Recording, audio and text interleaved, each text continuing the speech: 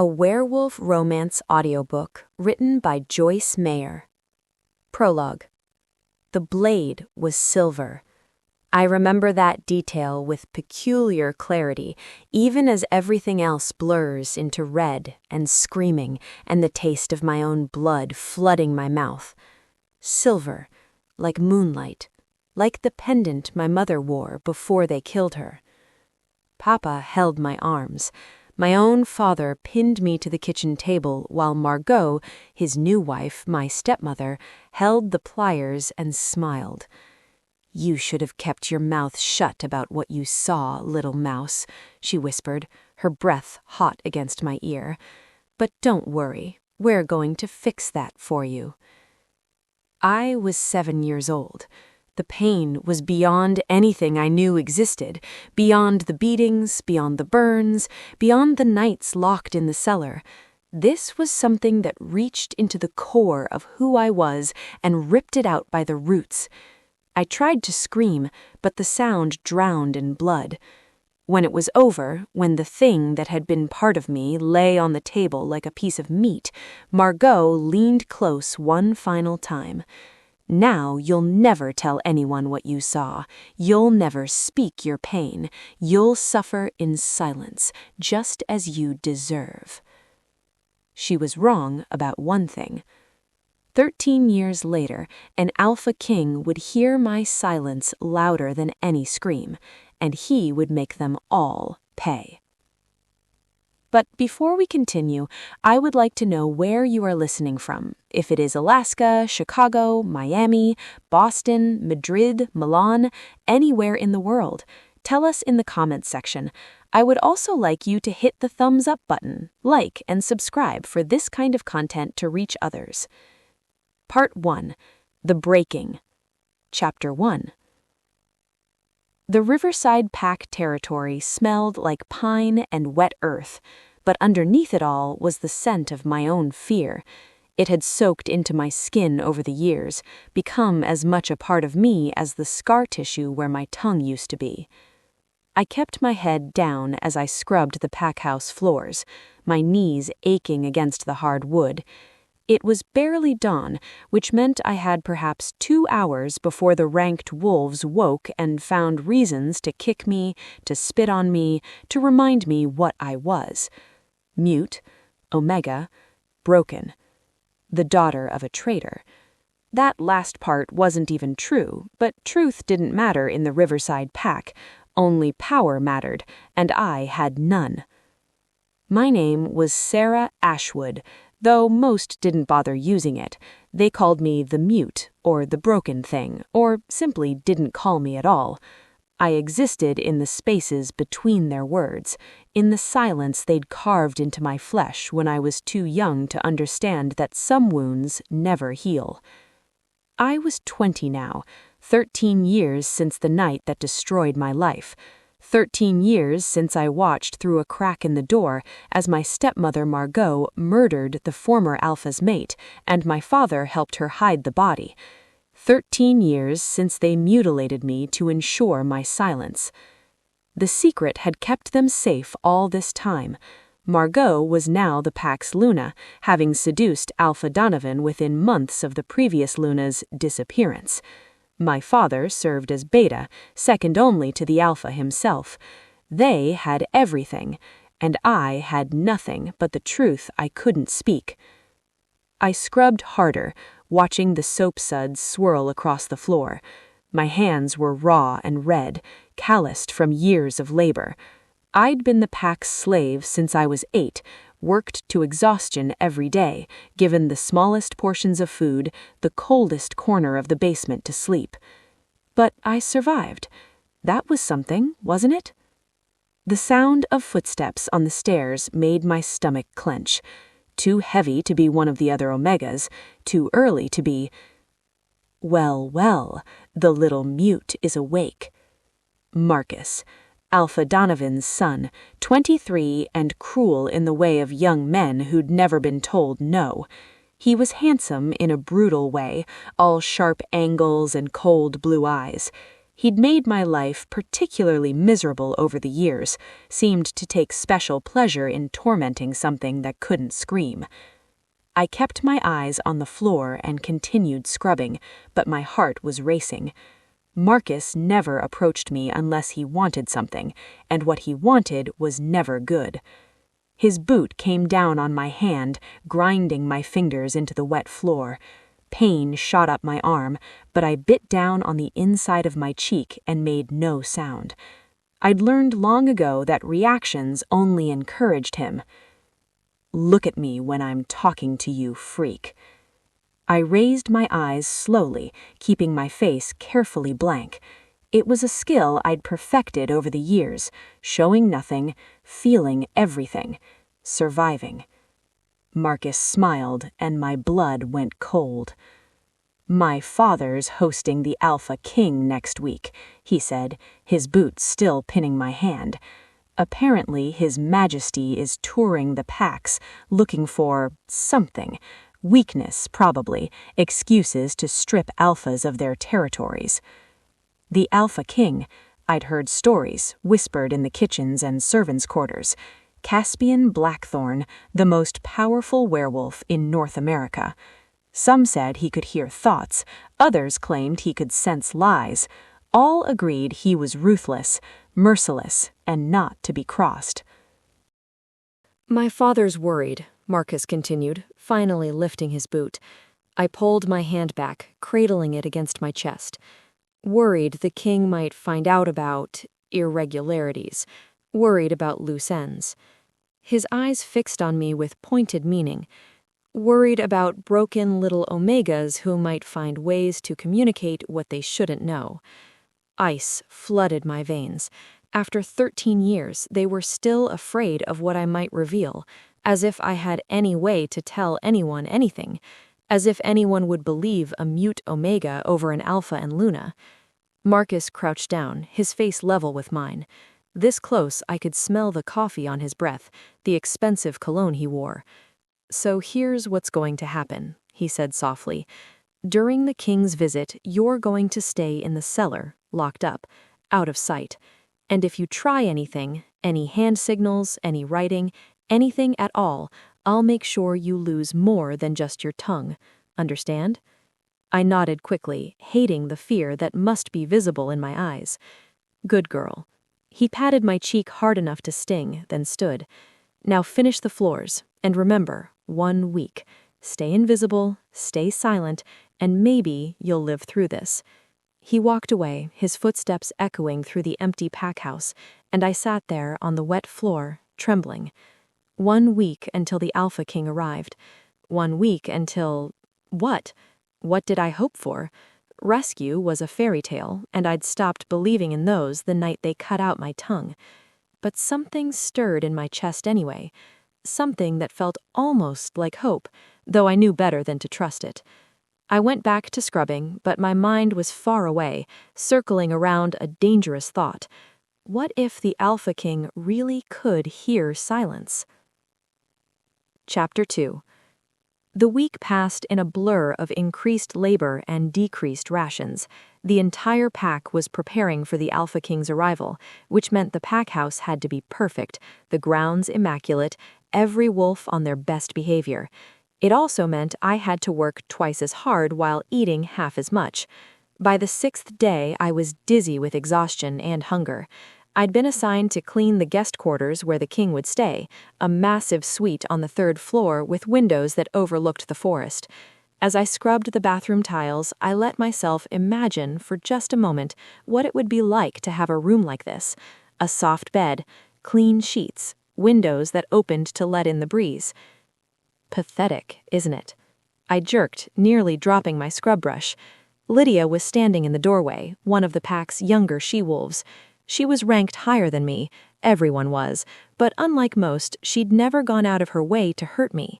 She stepped into the bathroom, her expression unreadable. "Dreaming about what you'll never have?" I returned to scrubbing, keeping my face neutral. "They're terrified, you know," Lydia said quietly. "Your father and Margot. I've never seen them like this. The Luna's been snapping at everyone, and your father's drinking more than usual." I didn't react, but my heart beat faster. Why was she telling me this?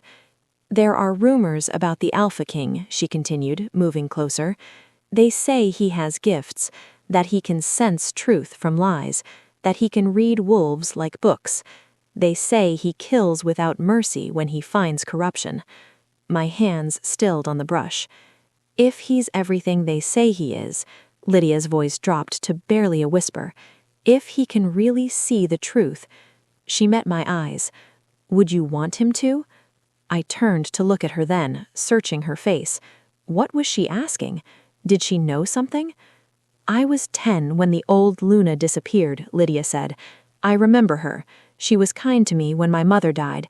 And I remember, she swallowed hard, I remember Margot showing up right after, like she'd been waiting. I remember your father suddenly becoming Beta. I remember you, her eyes dropped to my throat, to the scar barely visible above my collar. I remember you stopping talking. My breath caught. I'm not brave enough to say anything, Lydia whispered.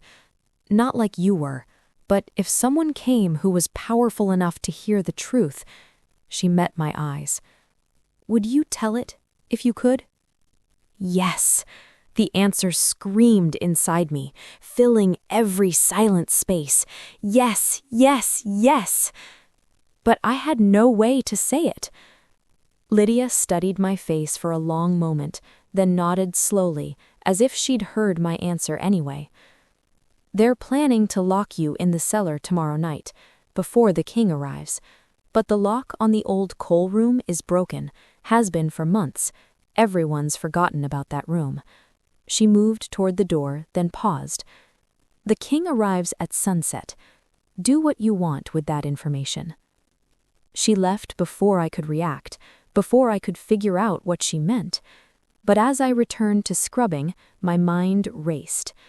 A broken lock, a forgotten room, the Alpha King arriving at sunset.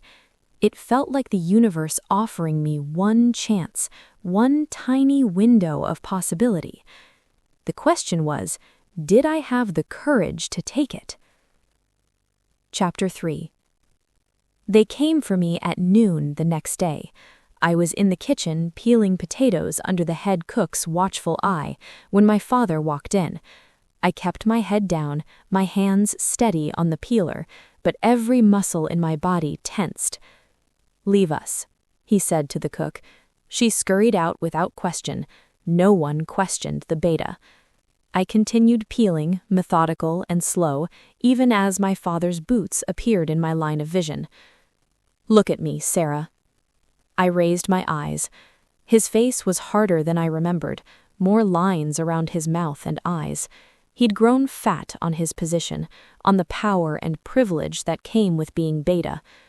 Sometimes I tried to remember the father from before, the one who'd sung to me when I couldn't sleep, who'd called me his little warrior. But that man died the night he held me down while his wife mutilated me. The Alpha King arrives in a few hours. You'll be confined to the cellar until he leaves. This is for your own safety. Safety. The word was obscene coming from him. You will not attempt to communicate with anyone during the king's visit. You will not draw your attention to yourself. You will not... He paused, his jaw working. You will not ruin what we've built here. What we've built? As if I had any part in the empire of lies constructed on a murdered woman's grave. Do you understand? I nodded. Good. He reached into his pocket and pulled out a small vial. The Luna wants to be certain. Drink this.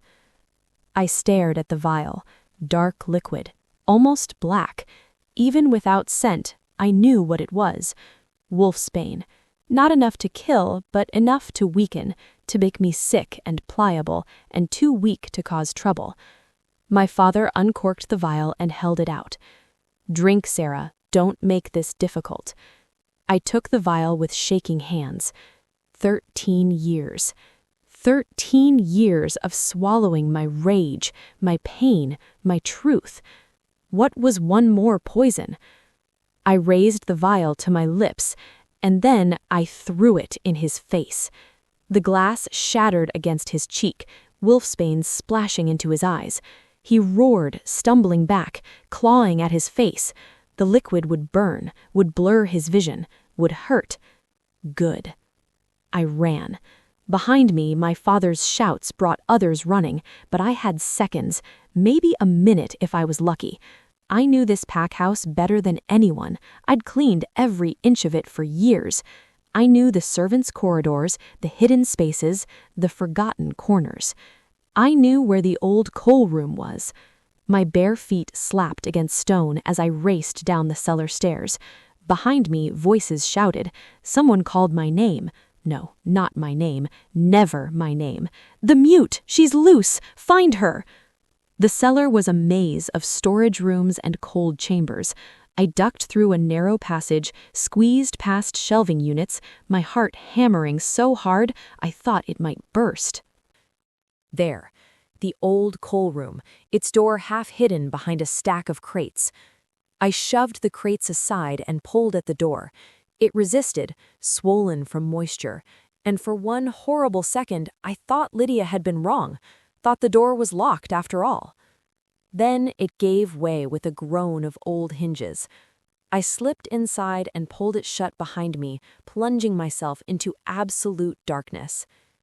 The room smelled of coal dust and mildew.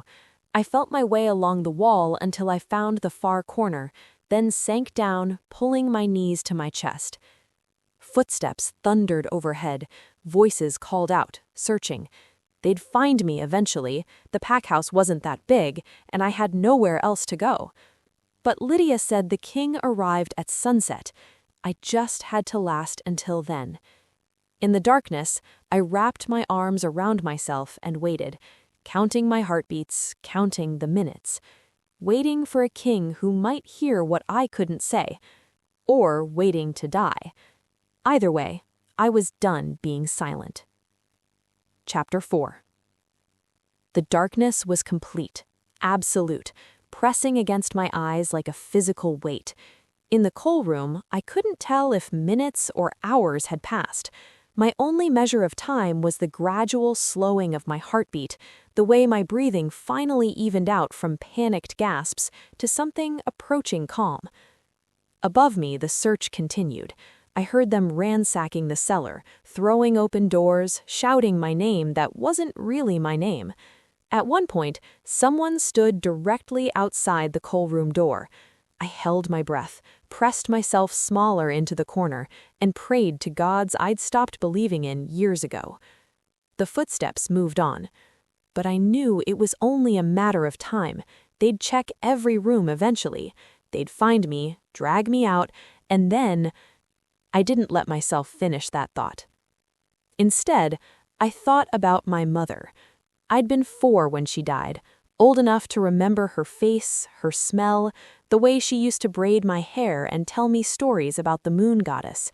She'd been the old Alpha's sister, which made me, technically, of Alpha blood. Not that it mattered anymore. Not after my father's betrayal, after I'd been marked as the daughter of traitors.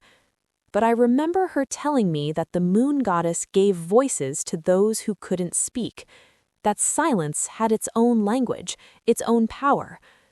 The loudest screams, she'd whispered, are the ones that make no sound at all. I hadn't understood then.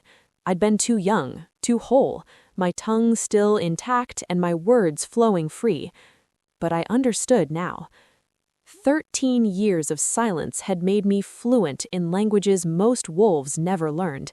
I could read the twitch of a lip, the shift of eyes, the tension in shoulders. I could sense lies in the air like smoke. I'd become a student of unspoken things, of the truths people buried beneath their words. And if the Alpha King could really hear silence, if he could really sense truth, then maybe my loudest scream would finally be heard. The commotion above suddenly intensified. New voices, deeper and commanding. The frantic energy of the search shifted to something else. Deference, fear, the scrambling of lesser wolves before a greater predator. He was here. The Alpha King had arrived. My heart began to race again, but this time it wasn't just fear. It was something else, something I didn't have a name for. Anticipation, desperation, the last fragile ember of hope I'd tried so hard to extinguish. I pressed my ear to the wall, straining to hear. The voices were muffled, but I caught fragments. To, "Welcome to Riverside, Your Majesty." To, "Prepared the finest quarters." And then, cutting through the obsequious chatter, a voice that made every hair on my body stand up. "Where is everyone?" It was deep, resonant, carrying an authority that made Alpha Donovan's power seem like a candle next to the sun. Even muffled through walls and distance, that voice commanded absolute attention. "Your Majesty?" That was my father, his tone careful. "Your pack. I sense 53 wolves in this territory, yet I see fewer than 30. Where are the others?" Silence. Then, "Some are working, Your Majesty. Patrols, kitchen duties." "Don't lie to me, Beta. I can smell your fear from here, and it tells me more than your words ever could." More silence. I imagined my father's face, the panic he must be fighting to hide. "We have wolves who are less presentable, Your Majesty. We thought it best to keep them out of sight during your visit." Less presentable. The king's voice held no inflection, but somehow that made it more dangerous. "Show me." "Your Majesty, surely you'd prefer to rest after your journey." "I gave an order, Beta. Would you like me to repeat it, or would you prefer I remove you from your position and ask someone more competent?" Footsteps, rapid and reluctant. They were moving toward the cellar. My breath caught. This was it, my chance, but I was locked in a dark room, weak from hunger, voiceless. How was I supposed to make myself known to a king surrounded by my enemies? The cellar door opened with a crash. Lights blazed on, harsh and blinding after the darkness. "These are just storage rooms, Your Majesty," my father's voice, closer now. "Nothing of importance." "Then you won't mind me looking." Doors began opening, one by one, methodically. The king was searching every room himself. I struggled to my feet, my legs stiff from sitting in the cold. My heart hammered against my ribs. When he opened this door, I'd have seconds, maybe less, to make him understand, to communicate what I couldn't speak. But how? The door 3 rooms away opened and closed, then 2 rooms away. I looked down at my hands, pale in the darkness, at the coal dust covering the floor, and I understood what I had to do. I dropped to my knees and began to write, my fingers tracing letters in the coal dust, hoping there would be enough light when the door opened, hoping he would look down, hoping. The door next to mine opened. I wrote faster, my fingers shaking. "They killed her. They cut out my tongue. Please." The door swung open. Light flooded in, blinding after the darkness. I squeezed my eyes shut against it, my hand still pressed to the coal dust words on the floor. "Well, well," my father's voice, full of false joviality. "Just an empty storage room, Your Majesty, as you can see." I see a young woman kneeling in the dark. I see writing on the floor. And I see you, Beta, trying very hard to position yourself between my eyes and whatever truth she's trying to tell me. "Your Majesty, this is just a servant, a mute Omega, she's simple-minded and—" "Step aside." It wasn't loud. It didn't need to be. The command in those 2 words made my father stumble backward immediately, his wolf submitting before he could stop it. And then the Alpha King stepped into the coal room. I'd kept my eyes down, but I felt him enter like a change in pressure, like gravity itself shifting. Power rolled off him in waves, not aggressive, but absolute, undeniable. He moved closer, his boots entering my field of vision, black leather, expensive. He crouched down, and I could feel him reading my coal dust message. Then his hand entered my vision, reaching toward me. I flinched instinctively, but he didn't strike. Instead, his fingers, warm and careful, touched my chin, tilting my face up. I had no choice but to look at him, and when I did, my world stopped. He was beautiful in the way of dangerous things, sharp features, dark hair, eyes that were almost black, but it was those eyes that trapped me. They weren't just looking at me, they were seeing me, seeing through me, seeing everything I'd hidden and buried and locked away. "Open your mouth," he said softly. It wasn't a request. My jaw opened before I could think. He studied the scarred ruin where my tongue should be, and something flickered across his face. Not disgust, something darker, more dangerous. Rage. "Who did this to you?" I couldn't answer, of course, but his eyes held mine, and I felt something impossible happening. A pressure in my mind, gentle but insistent, like someone knocking on a door I didn't know I had. "Let me in," his voice whispered in my thoughts. "Let me hear your silence." I didn't know how, didn't know what he was asking, but I was drowning in his eyes, in his presence, in the first moment in 13 years when someone had truly seen me. So I did the only thing I could. I opened that door, and the Alpha King heard everything. Part 2. The Claiming. Chapter 5. The sensation was like falling and flying at the same time. The Alpha King's presence rushed into my mind, not violently, but completely. I felt him sifting through my memories like pages in a book, and I couldn't have stopped him if I'd wanted to. But I didn't want to. He saw it all. The night I'd witnessed Margot poison the Luna's tea, my father helping dispose of the body, my childish attempt to tell what I'd seen, the kitchen table, the silver blade, my father's hands holding me down while my stepmother cut out my tongue and smiled. He saw 13 years of abuse, of labor and starvation and casual cruelty, of sleeping in the cold cellar, of eating scraps, of being beaten when I didn't work fast enough or when someone simply felt like hitting something that couldn't scream. He saw everything I'd never been able to say. When he finally withdrew from my mind, his eyes had gone completely black.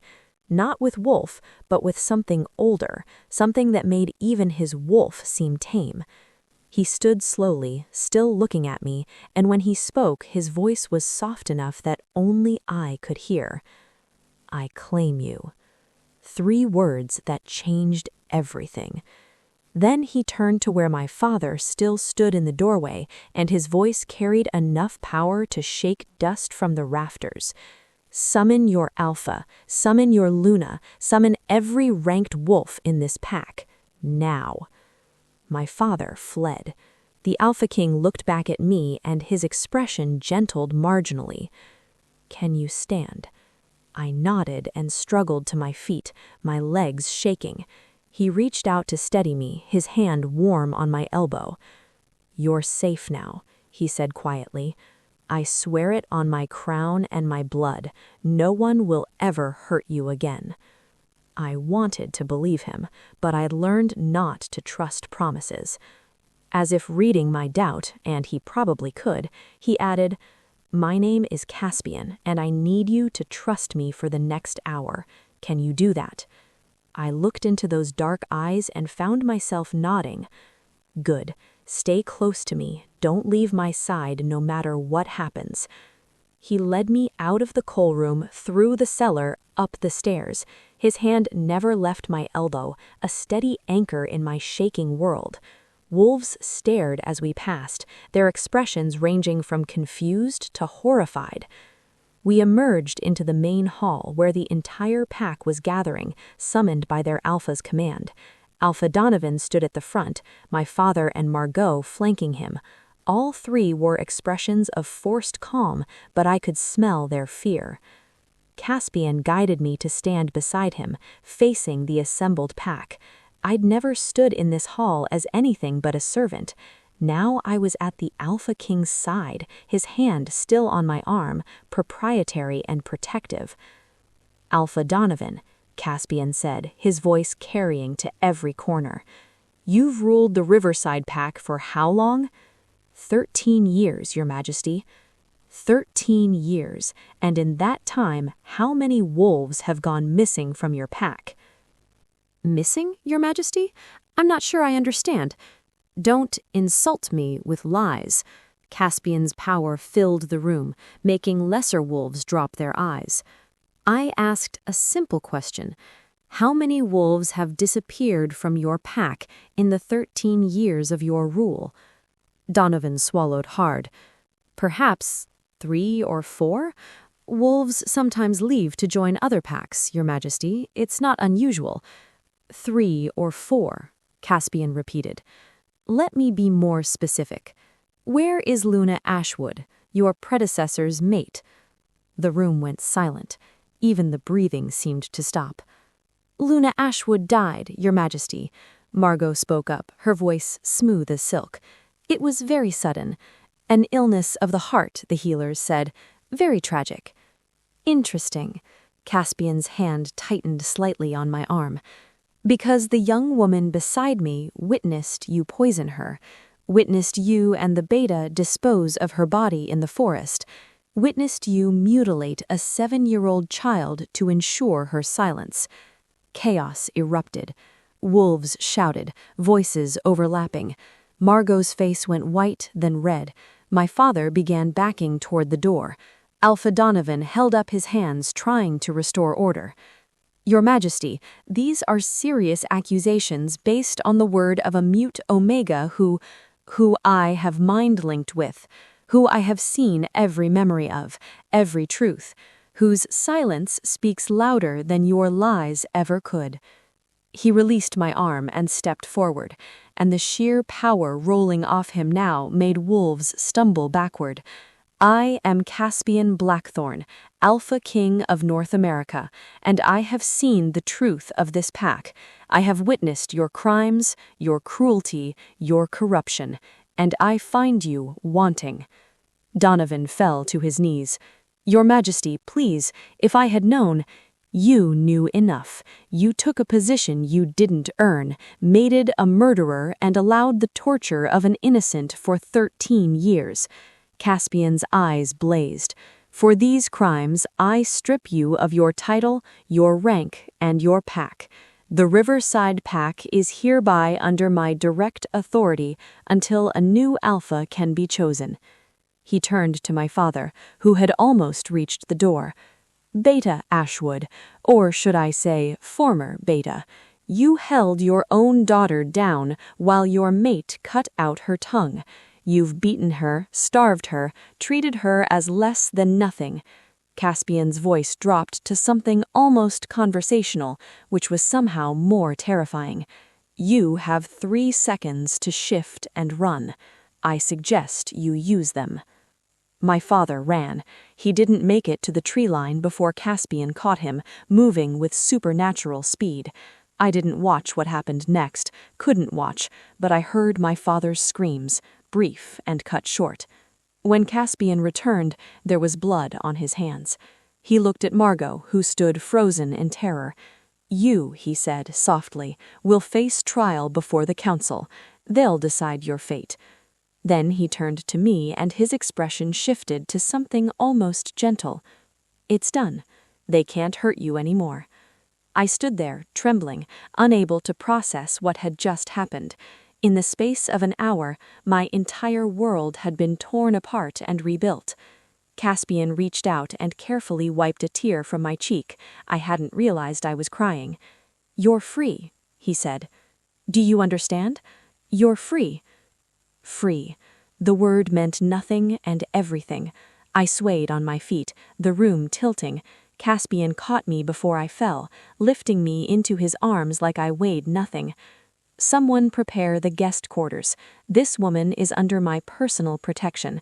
Anyone who harms her answers to me." As he carried me through the hall, past the shocked faces of pack members who'd never seen me as anything but broken, I heard Lydia's voice, quiet but clear.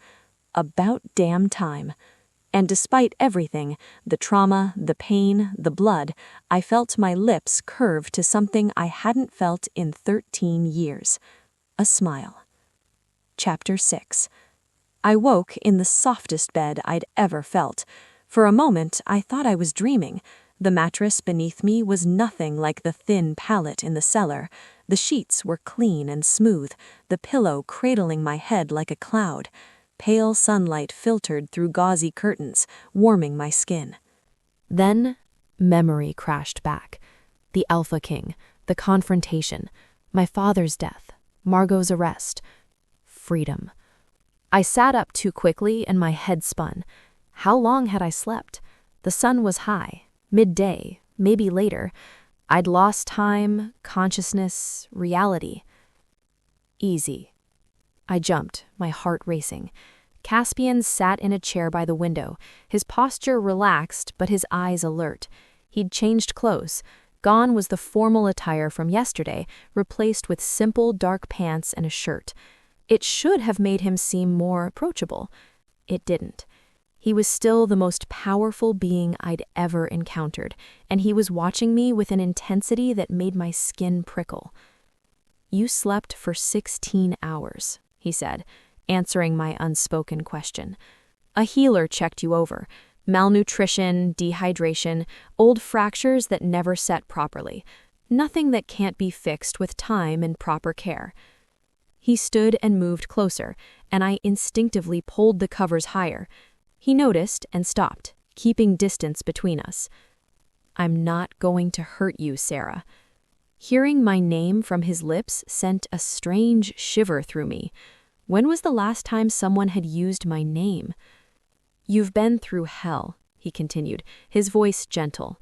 "I'm not going to add to that, but we need to talk about what happens next." Next. The word hung in the air between us. What did come next? I had no pack, no family, no purpose. I was free, but freedom without direction was just another kind of cage. Caspian seemed to read my thoughts. "I meant what I said yesterday. I claimed you. In my world, that means you're under my protection, my responsibility. It also means—" He paused, choosing words carefully. "It means I'm offering you a bond. Not forcing, offering." I stared at him, confused. A bond? Like a mate bond?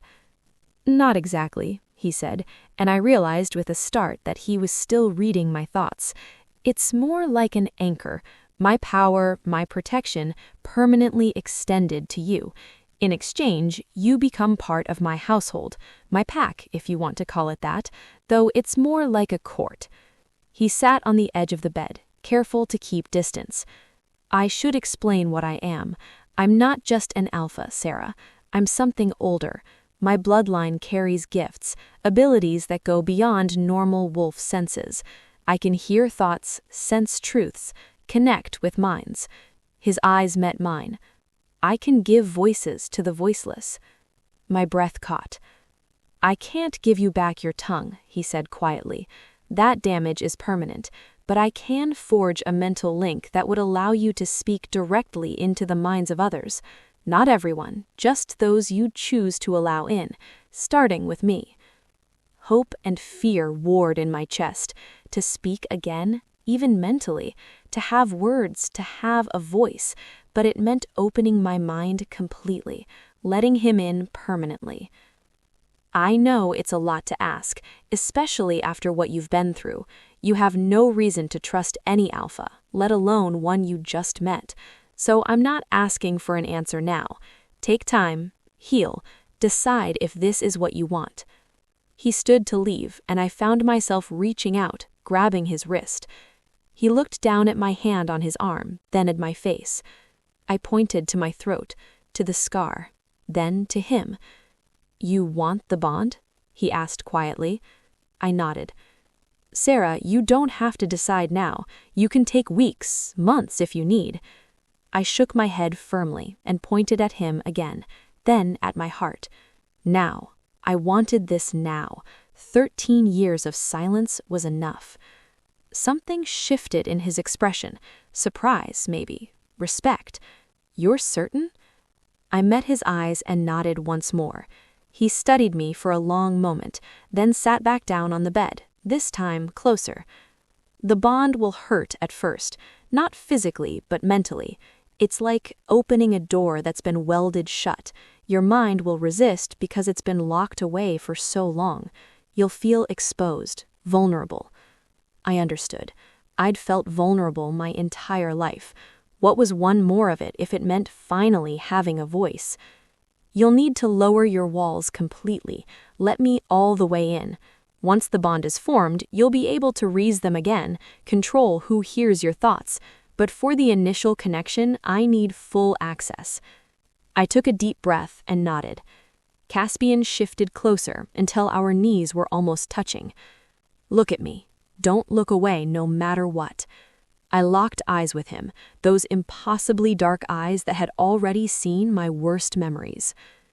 Open your mind, like you did yesterday, but deeper. Imagine a door and push it wide open. I closed my eyes, searching for that door I'd felt before. Eyes open, Sarah. Stay with me. I forced them open, found his gaze again.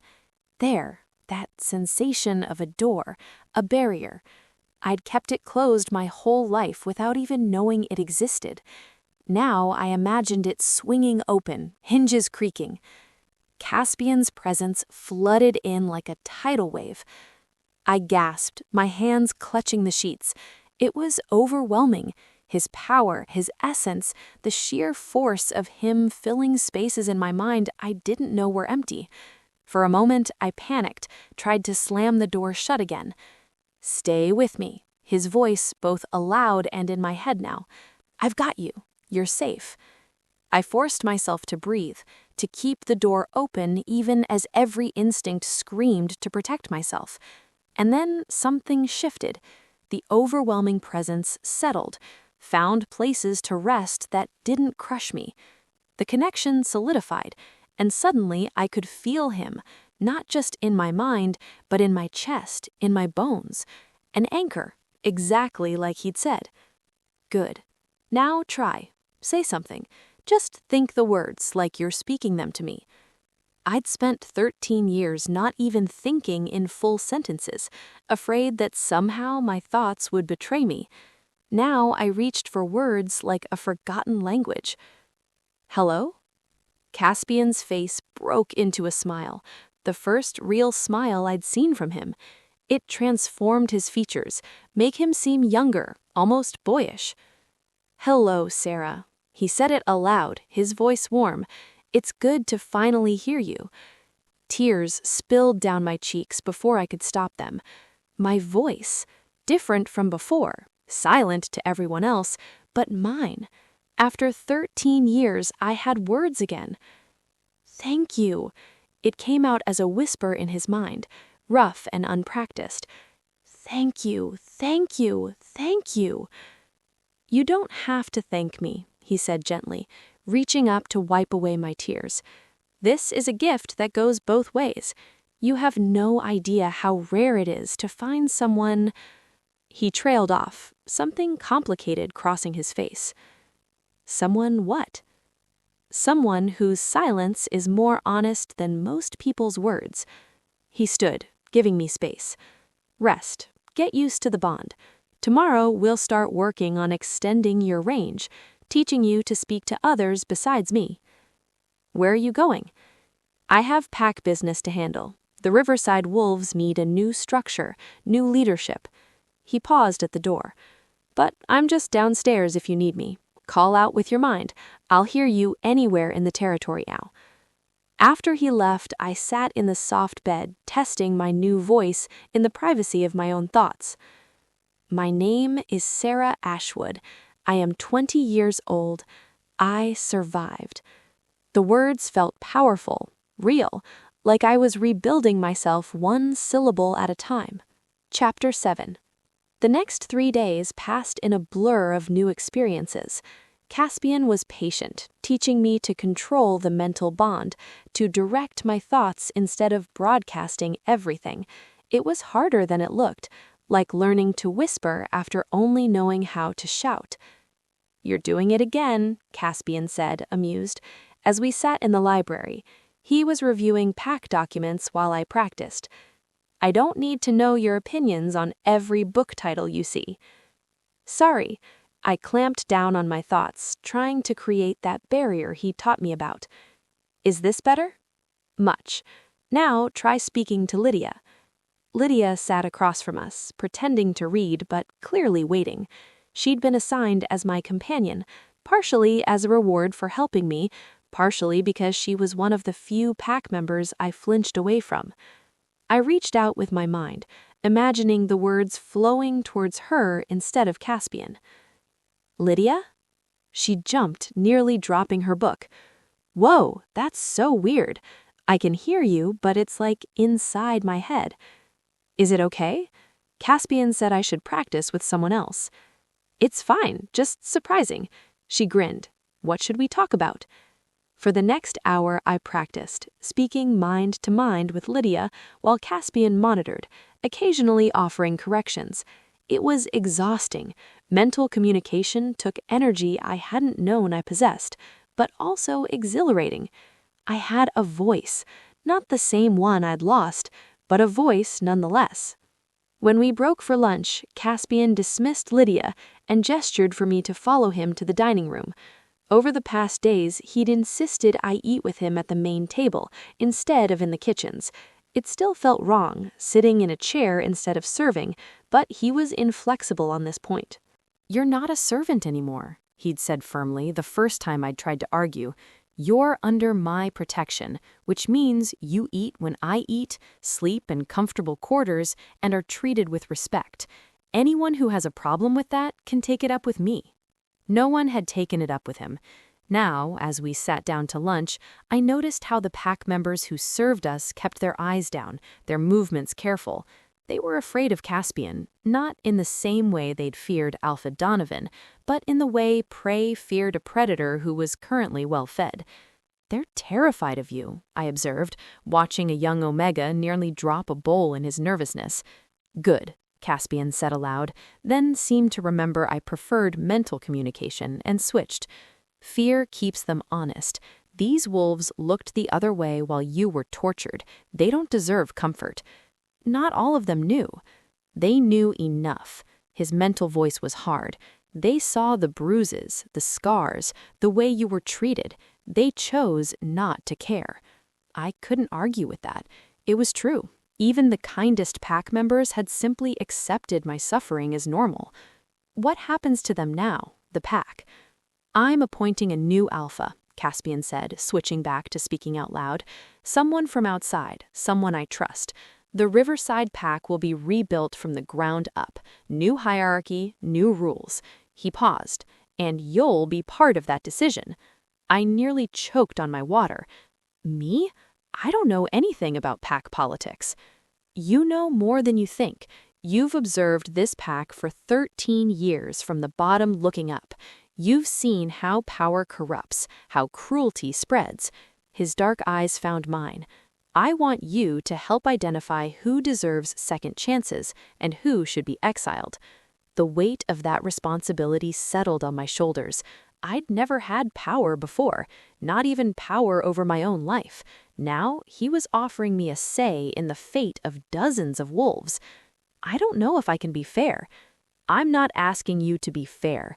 I'm asking you to be honest. He leaned back in his chair. Tomorrow, we'll begin the interviews. Every ranked wolf, every adult pack member. You'll sit beside me and tell me what you see, what you know about how they treated you, how they treated others. That will take days. Weeks, probably, which is why we're starting tomorrow. He studied me carefully. Unless you're not ready, we can wait. I thought about the Omegas who'd sneered at me, the warriors who'd kicked me out of their way, the she-wolves who'd thrown scraps at my feet and laughed. I thought about the few, like Lydia, who'd shown small kindnesses when no one was looking. I'm ready. Chapter 8. The interviews began at dawn. Caspian had set up in the Alpha's office, which he'd thoroughly cleansed, removing all traces of Donovan's occupation. Now it was sparse and functional, with 2 chairs behind the desk and 1 in front. I sat in the chair beside Caspian, my hands folded in my lap, trying not to show how nervous I was. The first wolf called in was Marcus, the former Alpha's son. He walked in with his usual arrogance, but it faltered when he saw me sitting in a position of authority. His eyes widened, darting between Caspian and me. "Sit," Caspian commanded, his voice flat. Marcus sat. "You're Marcus Donovan, son of the former Alpha, 23 years old, third-ranked warrior in the pack." Caspian had clearly done his research. "Tell me about your interactions with Syrah Ashwood." Marcus's jaw worked. She was an Omega. I didn't have much interaction." "He's lying," I told Caspian through our bond. "He tormented me regularly. Once he broke my ribs because I didn't move fast enough when he wanted to pass. Another time he burned me with silver just to watch me try not to react." Caspian's expression didn't change, but I felt his anger spike through our connection. "Let me rephrase. Tell me the truth about your interactions with Syrah, or I'll pull the memories from your mind myself. And trust me, I'm not gentle when I have to dig." Marcus went pale. "I may have been harsh sometimes. She was slow and—" "He held me underwater once," I said out loud, my mental voice carried through Caspian to manifest as words. "In the river. Told me he wanted to see how long a mute could hold her breath. I almost drowned." Marcus flinched at hearing my voice, impossible as it should have been. Caspian stood slowly. "You tortured her, repeatedly, for years." "It wasn't, she's an Omega. She's the daughter of an alpha-blooded wolf, which makes her higher rank than you by birth. But even if she were the lowest Omega, torture is torture." Caspian's power filled the room. "You're exiled. You have 24 hours to leave the territory. If I ever see you again, I'll kill you." Marcus opened his mouth to protest, then thought better of it. He fled. The next wolf was brought in, then another, and another. Some I condemned, others I spoke for. The kitchen Omega who'd secretly left extra food for me when the head cook wasn't looking. The elder who'd quietly healed the worst of my wounds without reporting them. The teenage wolf who'd apologized with his eyes when his father had beaten me. By midday, my mental voice was hoarse from use, my energy drained. Caspian called for a break, dismissing the guards and closing the door. "You're exhausted," he said with concern in his voice. "I'm fine." "You're a terrible liar." He came around the desk and crouched in front of my chair, his eyes level with mine. "We can continue tomorrow." "No, I want to finish." "Syrah." "They made me wait 13 years for justice," I said, my mental voice hard. "They can wait a few hours for their judgment." He studied my face, then nodded slowly. "All right, but you eat first, and if you're too drained to continue, we stop." He had food brought in, real food, not scraps. As I ate, Caspian watched me with an expression I couldn't quite read. "What?" I asked. "You're stronger than you know," he said quietly. "Most wolves who'd endured what you have would want revenge, cruelty, to make them all suffer. Maybe I do want that. But you don't act on it. You judge them based on what they actually did, not what you feel." He leaned against the desk. "That's strength, Syrah, real strength. Or weakness. Maybe I'm just too broken to know how to hate properly." "You're not broken," his voice was fierce. "Damaged, yes. Scarred, but not broken. Broken things can't rebuild themselves. You're rebuilding." I wanted to believe him, but I'd spent so long thinking of myself as ruined, as less than, that his words felt like a foreign language. We continued the interviews into the evening. By the time the last wolf left, I was shaking with exhaustion, barely able to hold my head up. Caspian dismissed the guards and turned to me. "You did well today." "How many exiled?" I asked. 17. 8 demoted to Omega status. The rest given probation. They'll be watched, tested. He moved to my side of the desk. "Can you walk, or should I carry you?" "I can walk." I stood, and immediately my legs buckled. Caspian caught me before I hit the floor, lifting me into his arms. "Pride is admirable," he said dryly, "but sometimes accepting help is smarter." I was too tired to argue. As he carried me through the pack house toward my room, I felt pack members' eyes on us, heard their whispers. The mute Omega in the Alpha King's arms. The broken thing being treated like something precious. Let them whisper. I was too exhausted to care.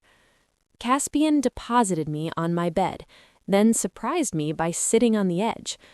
"I need to tell you something," he said, his voice serious. I forced my eyes open, though they wanted desperately to close. "Your feelings for Melbourne? I still Omega status and chains." He shook his head. "The bond we formed, it's not just for communication. It's creating other connections, emotional ones. You'll start feeling my moods, my reactions, and I'll feel yours. Is that normal? For this type of bond, yes, but it can be intense, especially when emotions run high." He looked uncomfortable, which was strange to see on someone usually so controlled. "I wanted to warn you, so you don't think you're going crazy when you suddenly feel angry for no reason, or happy, or attracted to someone." The words slipped out before I could stop them. I'd been feeling it for days. A low-level warmth whenever he was near. A pull toward him that had nothing to do with gratitude or the bond. Or maybe it had everything to do with the bond. I didn't know. Caspian went very still. Yes, that too. We stared at each other, and I felt something crackling in the air between us. Tension, awareness, the acknowledgement of something neither of us had named yet. "You should rest," he said finally, standing. "We have more interviews tomorrow." He left quickly, and I was alone with my racing thoughts and the phantom warmth of attraction that might not even be mine. Chapter 9. A week passed. The interviews continued, the pack was reorganized, and I grew stronger, physically and mentally. The bond with Caspian deepened, becoming as natural as breathing. But so did the complications. I felt him now constantly. His frustration when pack matters went poorly, his satisfaction when problems were solved, his bone-deep weariness at the end of long days. And he felt me, my nightmares that woke me screaming silently, my fear when footsteps approached too quickly, my growing attachment. We didn't talk about that last part. Instead, we fell into a rhythm. Mornings working on pack business together, afternoons with me learning to read and write properly, my education had been neglected during my years as a slave, evenings sometimes spent in comfortable silence, him reading reports while I practiced my letters. It felt almost normal, almost like having a life instead of just an existence. But nothing good ever lasted. I should have known. It was Lydia who brought the news, bursting into the library where I was studying. Her face was pale, her hands shaking. "What's wrong?" "The council," she gasped. "They've made a decision about Melbourne."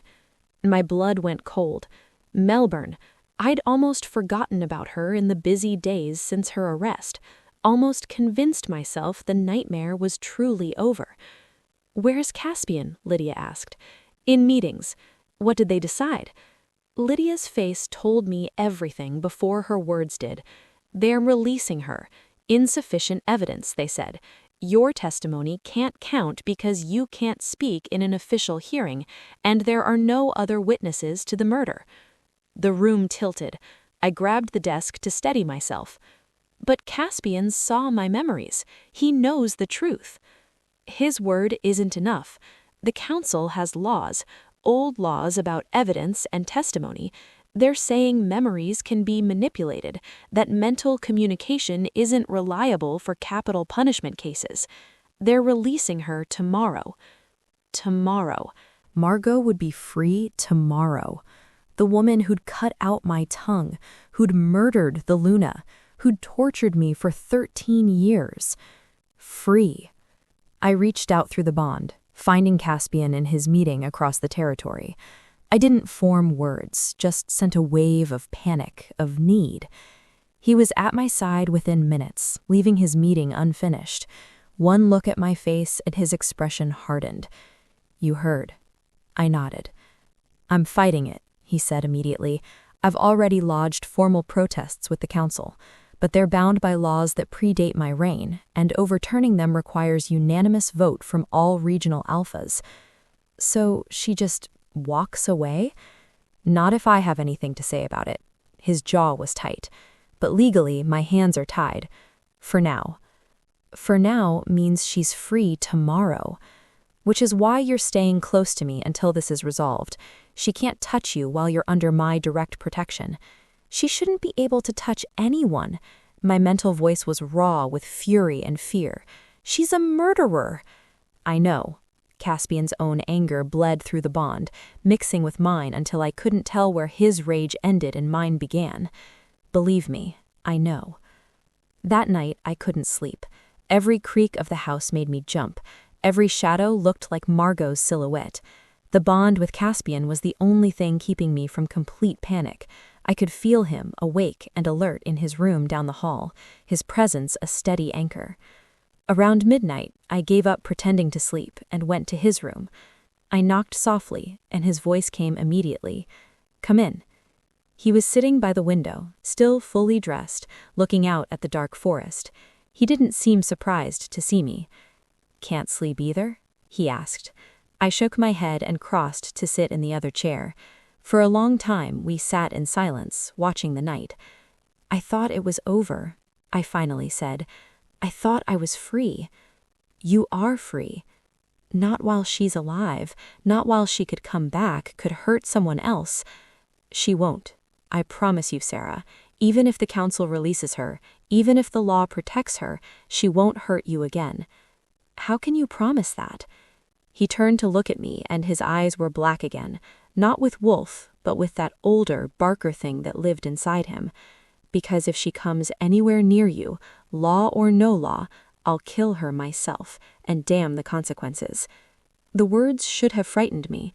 Instead, they felt like the safest thing anyone had ever said. I stood and crossed to where he sat, driven by an impulse I didn't fully understand. The bond hummed between us, our emotions tangling together, his protective fury, my desperate need for safety, something deeper that neither of us had named. "Sarah," his voice was rough, "you should go back to your room." "Why?" "Because I'm barely controlling myself right now, and you being this close isn't helping." I should have listened, should have left. Instead, I reached out and touched his face, my fingers trembling against his jaw. "What are you doing?" he whispered. "I don't know. I need." I didn't know how to finish. What did I need? Comfort? Safety? Him? Maybe all three. Caspian caught my hand, holding it against his face. "Tell me to stop." "Stop what?" "This." He pulled me down into his lap and kissed me. It wasn't gentle, it was desperate and claiming, and full of the emotions we'd been dancing around for weeks. I kissed him back with equal desperation, my hands fisting in his shirt, my mind opening completely to his. Through the bond, I felt everything he felt. Desire mixed with protective rage, need mixed with restraint, affection mixed with something that might have been love if we'd had more time. When we finally broke apart, both breathing hard, his forehead rested against mine. "We shouldn't," he said, though his arms tightened around me. "Why not?" "Because you're vulnerable right now. Because I'm supposed to be protecting you, not..." "Not what? Not wanting me?" Too late. I could feel his desire through the bond as clearly as my own. "Sarah." My name was a plea and a warning. I pulled back to look at him. "I know what I want. Do you?" For answer, he kissed me again, slower this time, deliberate. Then he stood, still holding me, and carried me to his bed. "Are you sure?" he asked, one more time. I answered by pulling him down with me. Chapter 10. I woke to sunlight and the feeling of safety. Caspian's arm was around me, his chest warm against my back, his breathing deep and even. For the first time in 13 years, maybe in my entire life, I felt completely, utterly protected. Then reality crashed back. Today was the day Margot was released. "You're awake," Caspian's voice in my mind, accompanied by his arm tightening around me. "She's being released today." "I know." He pressed a kiss to my shoulder.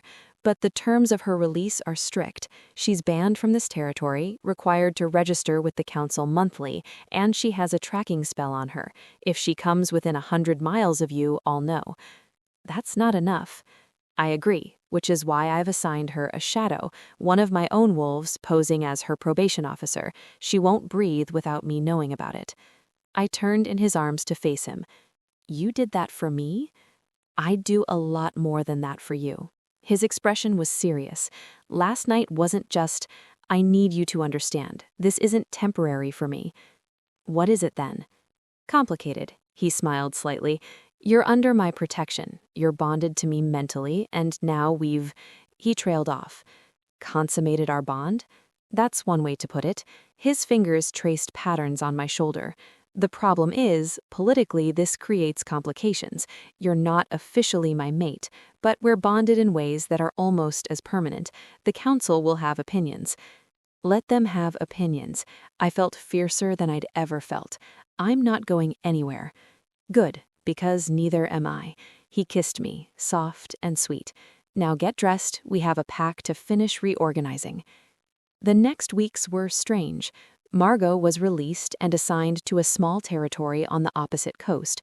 Her shadow reported daily. So far, she was complying with all terms, staying put, not causing trouble. It should have made me feel better.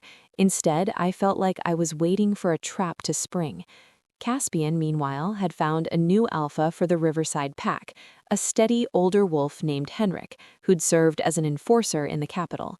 Henrik was methodical, patient, and incorruptible, perfect for rebuilding a broken pack. "I'll be heading back to the capital next week," Caspian told me one evening as we reviewed Henrik's transition plans. "My absence has been noted. I have duties there I've been neglecting." My heart sank. "You're leaving?" "Not without you." He looked up from his papers. "You're coming with me, unless you want to stay here."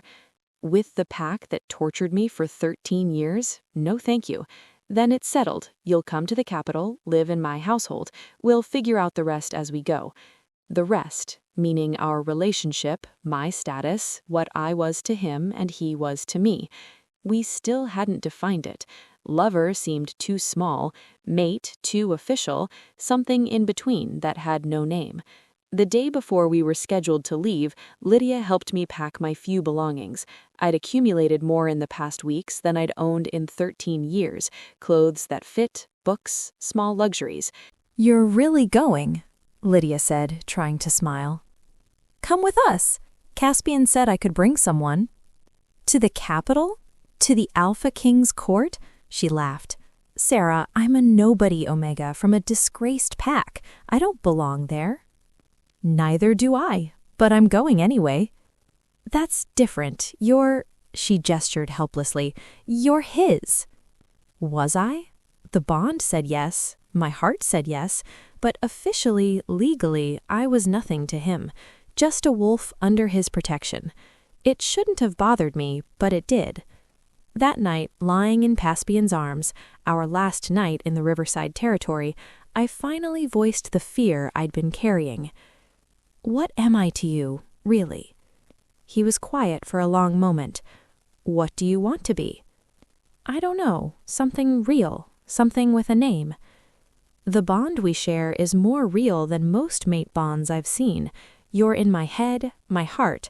I feel you like I feel my own heartbeat." His hand traced my spine. "But if you want something official..."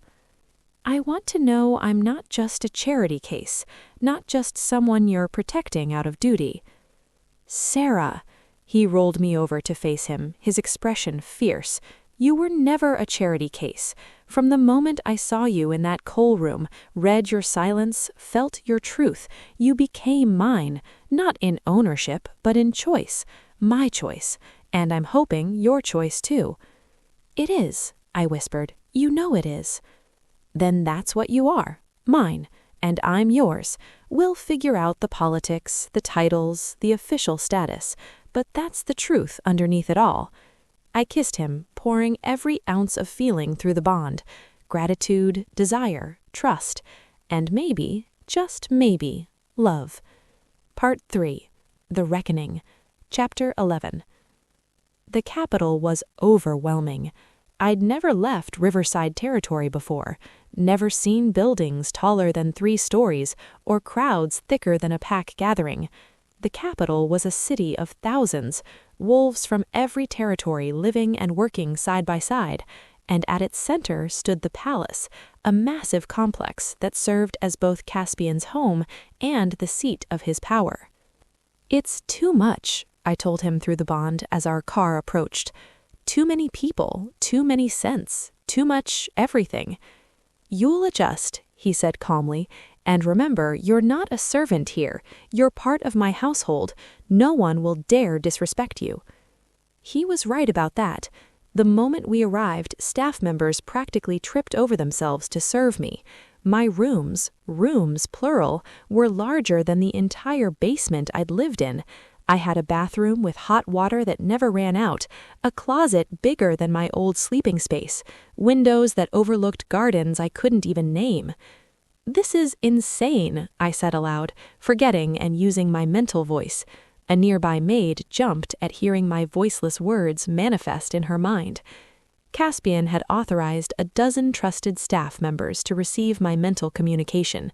It was strange speaking to multiple people, but necessary if I was going to function in the capital. "It's too much," Lydia said, bouncing on my bed.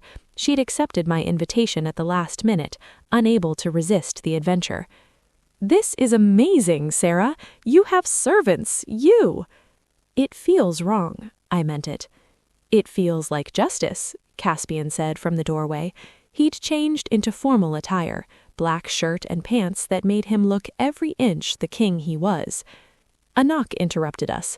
One of Caspian's advisors, a severe-looking she-wolf named Mira, entered and bowed. "Your Majesty, the council has requested your presence. They want to discuss recent events." By recent events, she meant me. I could tell by the way her eyes flicked in my direction. Caspian's jaw tightened.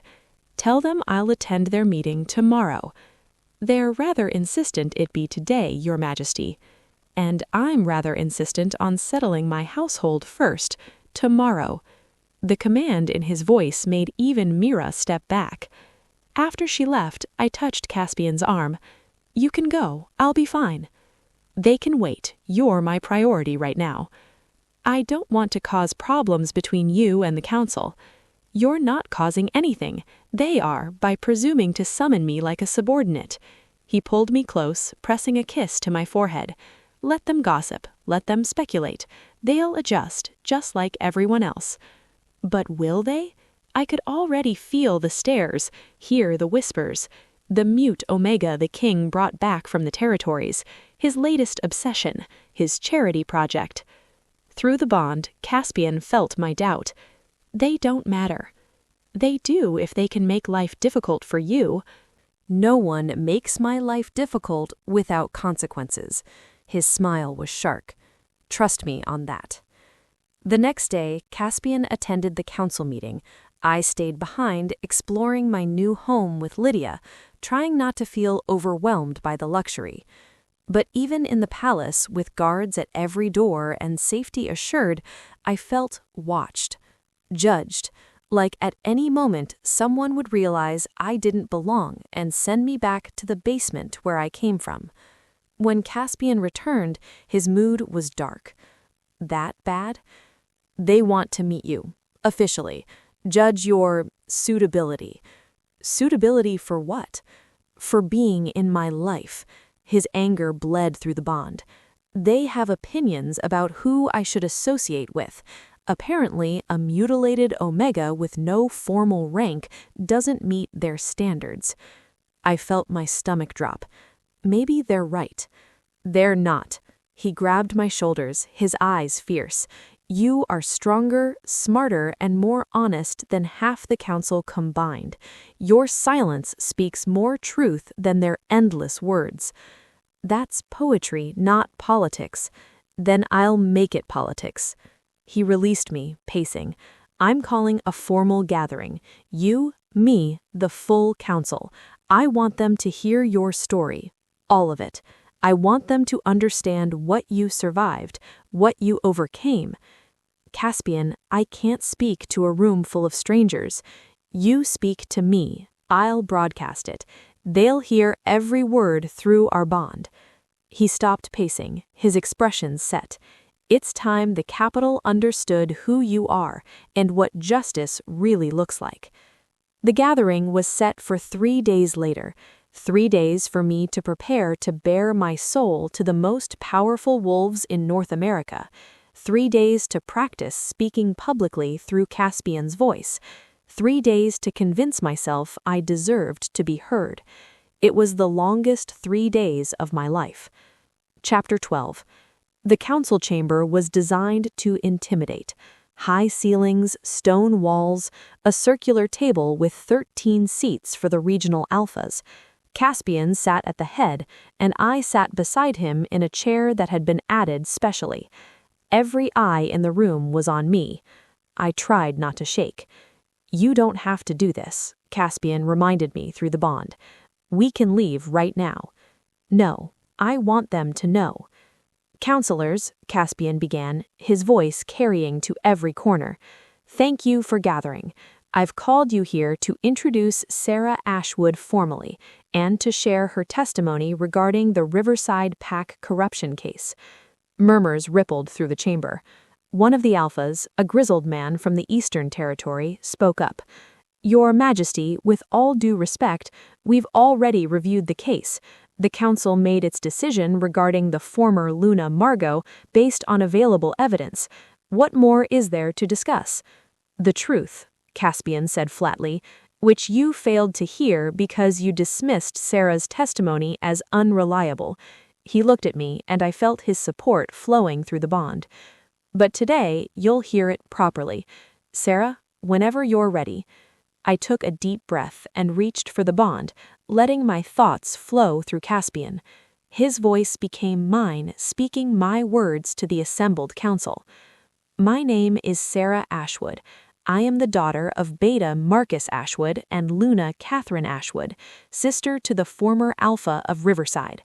I was born into Alpha blood, though few remember that now. Several counselors shifted uncomfortably. Caspian's voice continued, steady and clear, carrying my story. When I was 4, my mother died. When I was 6, my father remarried. A she-wolf named Margot, who had no pack ties, no history anyone could verify. She was beautiful and cunning, and she had her sights on power. I paused, gathering strength. Caspian squeezed my hand under the table. When I was 7, I couldn't sleep one night. I went to the kitchen for water and saw my stepmother mixing something into a teacup, the Luna's teacup. The old Luna, Alpha Donovan's mate, always drank chamomile before bed. I watched Margot add powder from a vial, watched her smile as she stirred it in. The chamber was completely silent now. I didn't understand what I'd seen then, but the next morning the Luna was dead. Heart failure, they said, so sudden, so tragic, and within a month Margot had seduced Alpha Donovan. Within 3 months they were mated. My father became Beta, Margot became Luna, and my mental voice faltered. Caspian's hand tightened on mine. I told someone what I'd seen. I was 7 years old, and I told my father that I'd watched Margot poison the tea. I thought he'd protect me. I thought he'd care. I felt tears on my cheeks but kept going. Instead, he told Margot, and that night they called me to the kitchen. My father held me down on the table while my stepmother took silver pliers and cut out my tongue. She told me I'd never speak my truth again, that I'd suffer in silence, that I deserved it for trying to ruin what they'd built. Gasps echoed through the chamber. Several counselors looked ill. For the next 13 years, I was their slave. I cleaned their floors, served their meals, endured their beatings. I was starved, burned with silver, locked in cellars, worked until I collapsed.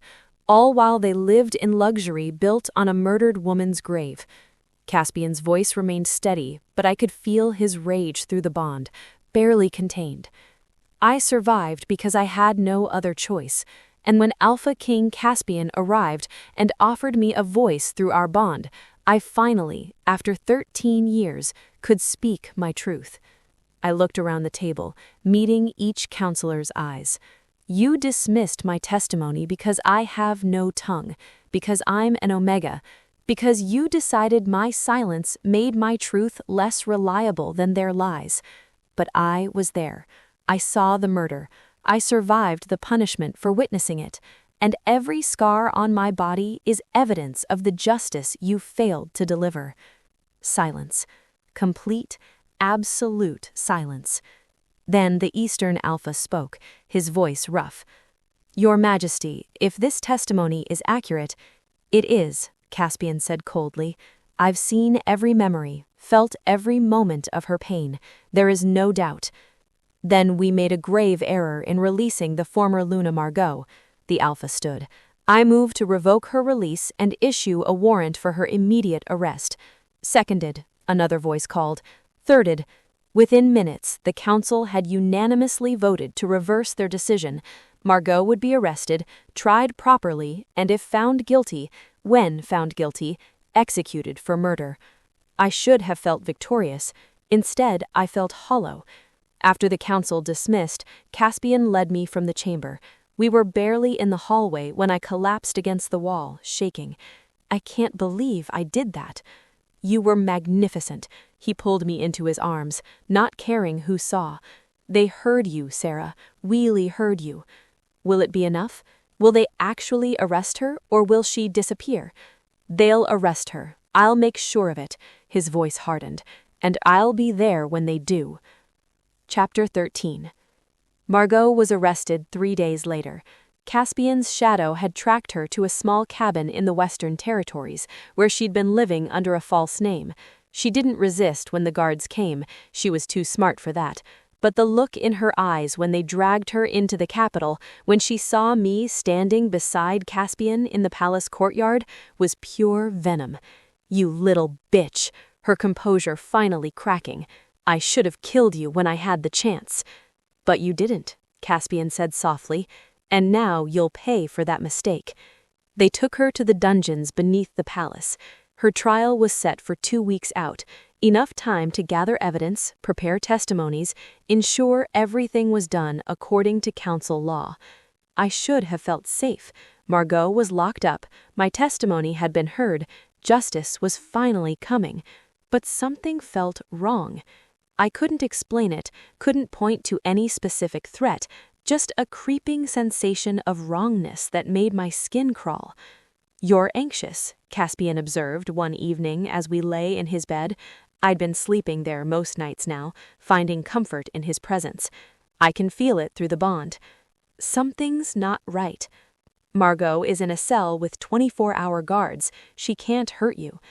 I know, but I keep feeling like this is too easy. He propped himself up on one elbow, studying my face. What do you mean? Margot spent 13 years getting away with murder. She's smart, calculating.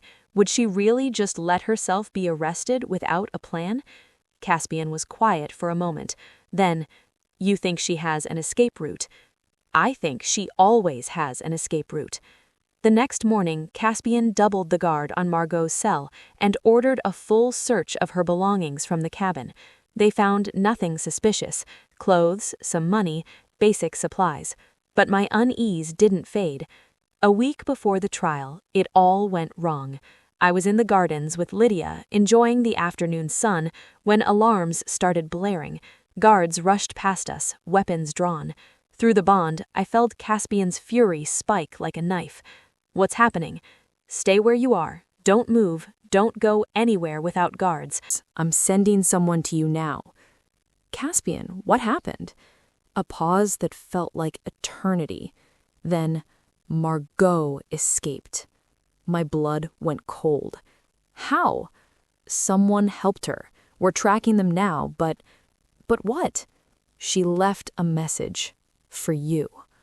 Within minutes, guards surrounded Lydia and me, escorting us back inside. They took me to Caspian's office, where he stood staring at a piece of paper on his desk. His expression was murderous. "What does it say?" He handed it to me. The handwriting was familiar, Margot's elegant script. "Dear little mouse, you thought you'd won. You thought your king could protect you, but I've been planning this for much longer than you know. I have friends in places you can't imagine, debts owed, favors to call in. You took everything from me, my position, my power, my future. So I'm going to take everything from you. Not now, not tomorrow, but soon. Sleep well, little mouse. I'll be seeing you. M." My hands shook so badly I dropped the paper. "She's coming for me." "I won't let her touch you." Caspian pulled me against his chest, his arms iron bands around me. "I swear on my life she won't get near you. You can't watch me every second. You're a king. You have duties, responsibilities. None more important than keeping you safe." He pulled back to look at me. "We'll find her, Sarah, and when we do, I'll end this once and for all." But as days passed with no sign of Margot, the tension grew unbearable. She was out there somewhere, planning, waiting. Every shadow felt like a threat. Every stranger's face could be hers. Caspian barely left my side. When he had to attend meetings, he left 6 guards outside my door. When I slept, he slept beside me, alert to every sound. It couldn't last. 2 weeks after her escape, he was summoned to an emergency council meeting in the Northern Territories, a border dispute that required the Alpha King's immediate presence. "I'm not going," he told Mira flatly when she delivered the summons. "Your Majesty, 3 packs are on the verge of war. Only you can—" "Then they'll have to wait." "You have to go," I told him through the bond. "You can't abandon your duties because of me. Watch me." "Caspian," I took his hands in mine. "I'll be safe here. The palace is locked down, there are guards everywhere, and Lydia will stay with me. You need to do your job." He looked torn, his jaw working. "I'll assign my personal guard to her," Mira offered quietly. 24-hour protection, rotating shifts. She won't be alone for a second." Caspian turned to me. "If you feel anything wrong, anything at all, you call me through the bond, immediately. Promise me." "I promise." He left the next morning. The absence of his presence was like losing a limb. The bond stretched thin over the distance, but still there, still connecting us. For 3 days, everything was fine. I stayed in my rooms, read, practiced my mental communication with Lydia. The guards were constant and professional. On the 4th night, I woke to silence. Not natural silence, the wrong kind of silence. I reached for the bond, but it felt muffled, distant, like trying to shout through thick wool. "Caspian?" No answer. I sat up in bed, my heart pounding. The guards outside my door, I should hear them moving, talking quietly, but there was nothing. I moved to the door and opened it slowly. Both guards lay on the floor, unconscious, not dead, I could see them breathing, but deeply asleep. This was wrong. This was very wrong. I backed into my room, looking for a weapon, any weapon. My hand closed around a heavy candlestick just as my window opened. A figure climbed through, graceful and deadly. Margot. She smiled at me, that same terrible smile from 13 years ago. "Hello, little mouse," she purred. "Did you miss me?" I raised the candlestick with shaking hands, putting myself between her and the door. "Caspian!" I screamed through the bond with everything I had. "You can't hear me," Margot said, pulling a small vial from her pocket. "Wolfsbane mist in the air ducts, puts wolves to sleep, blocks mental bonds. Very effective." She moved closer, and I swung the candlestick. She dodged easily, laughing. "Still fighting? After all these years, you still haven't learned?" She grabbed my wrist, twisting until I dropped the candlestick. "I told you I'd take everything from you, and I'm going to start with your life." She pulled a knife, silver, gleaming in the moonlight, just like 13 years ago. But I wasn't 7 anymore. I wasn't helpless. I might not have a voice, but I had survived 13 years of torture. I had learned to fight in the only ways I could, and I was done being a victim. When Margot lunged with the knife, I didn't freeze. I moved. The techniques Caspian had taught me, self-defense lessons I'd insisted on after the escape, took over. I dodged, grabbed her wrist, twisted hard. The knife clattered to the floor. Margot's eyes widened in shock. She'd expected me to cower. Instead, I fought. We crashed into furniture, grappling. She was stronger, more experienced, but I was desperate, and desperation makes you dangerous. My hand found the fallen knife. Margot saw it the same instant I did. We both lunged. She got there first, her fingers closing around the hilt. She smiled. And then the door exploded inward. Caspian stood there, his eyes completely black, power radiating off him in waves that made the air shimmer. He took in the scene, Margot with the knife, me bleeding from a dozen cuts, the unconscious guards, and something inhuman rippled across his face. "You made a mistake," he said, his voice layered with harmonics that weren't quite wolf. "You touched what's mine." Margot tried to run for the window. She didn't make it 3 steps before Caspian was on her, moving with impossible speed. The knife went flying. He lifted her by the throat, holding her against the wall. "Caspian, don't!" I found my mental voice. "The council will want her to stand trial." "The council isn't here." His voice was utterly cold, "and I'm done waiting for justice." "Please," Margot choked out, clawing at his hands. I didn't mean." "You cut out a child's tongue. You tortured her for 13 years. You murdered the former Luna, and tonight you broke into my home and tried to kill the woman I love." The woman I love. The words hung in the air, and despite everything, the violence, the danger, the blood, my heart stopped. "You should have stayed in your cell. You should have accepted the mercy of a trial. Instead, you came here and sealed your fate.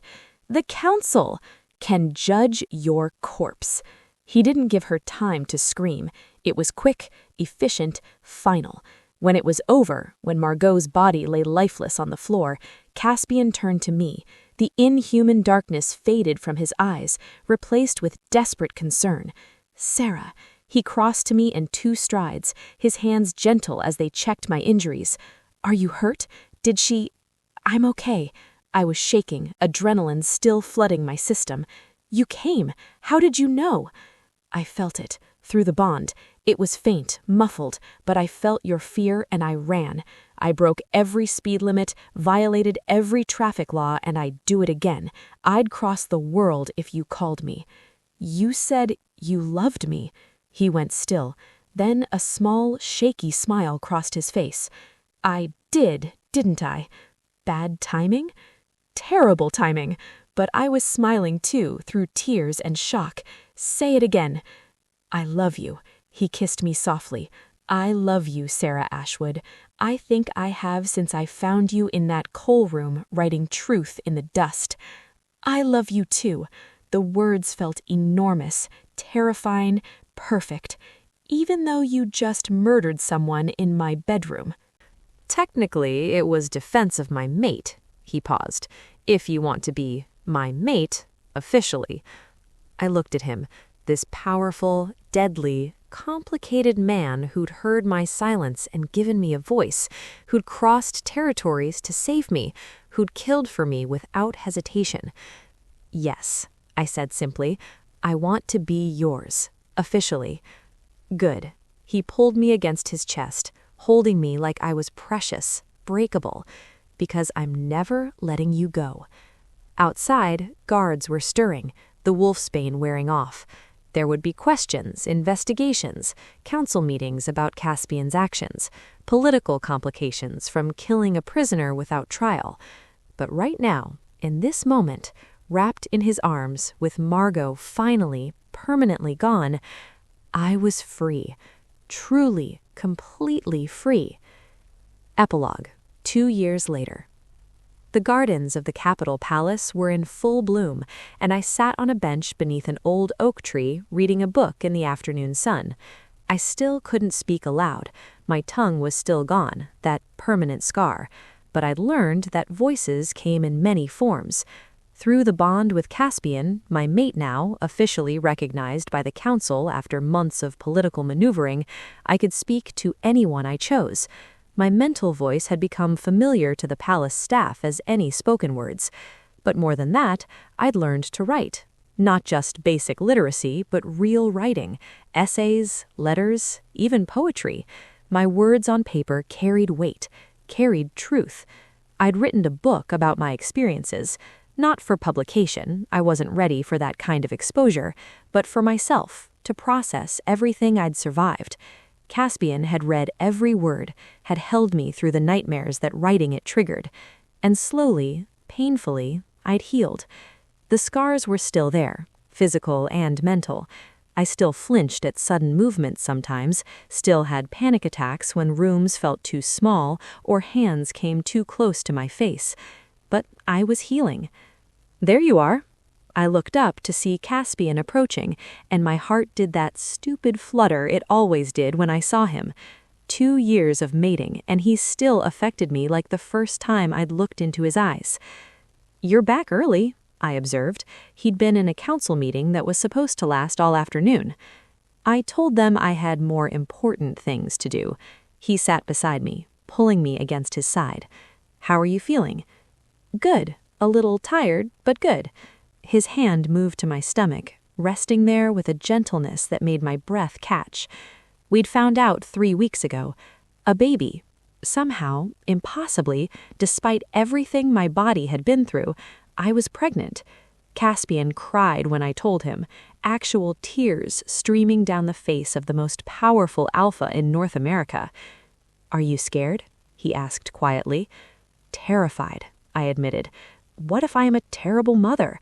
What if I can't protect them? What if—" "You'll be amazing," he interrupted. "You survived hell and came out stronger. You'll teach your child resilience, compassion, strength. And you'll teach them how to break speed limits and kill their enemies. Only if necessary." His smile was wicked. Then he sobered. "Sarah, I need to ask you something." "What?" "Are you happy? Truly happy? Because if there's anything you need, anything you want that I'm not giving you—" "I'm happy," I said firmly.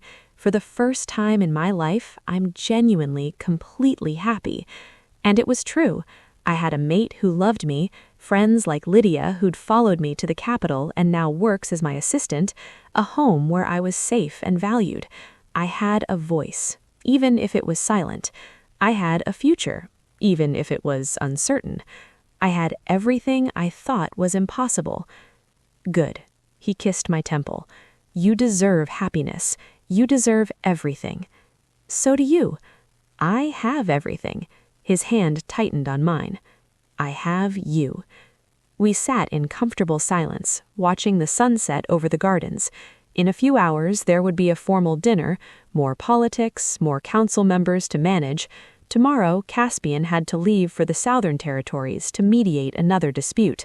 But right now, in this moment, wrapped in his arms with Margot finally, permanently gone, we had peace. More council members to manage. Tomorrow, Caspian had to leave for the Southern Territories to mediate another dispute. But right now, in this moment, we had peace. I thought about 7-year-old me, screaming silently on a kitchen table while my father held me down. I thought about 13 years of torture, of silence, of survival. I thought about the Alpha King who'd heard my silence and claimed my soul. And I realized something. They'd cut out my tongue to silence me, to make sure I never spoke my pain. But pain isn't spoken, it's survived. Truth isn't voiced, it's lived. And I'd done both. My silence had been louder than any scream, loud enough to catch the attention of a king, loud enough to bring down a murderer, loud enough to change my entire world. Thank you, I told Caspian through the bond. For what? For hearing me when no one else would. He pulled me closer, his lips against my hair. I'll always hear you, Sarah. Always. And he would, through the bond that connected us, through the love that had grown from trauma and trust, through the life we were building together. They'd tried to silence me. Instead, they'd taught me that the most powerful truths are the ones that need no voice. And in the end, my silence had spoken louder than any words ever could. The end.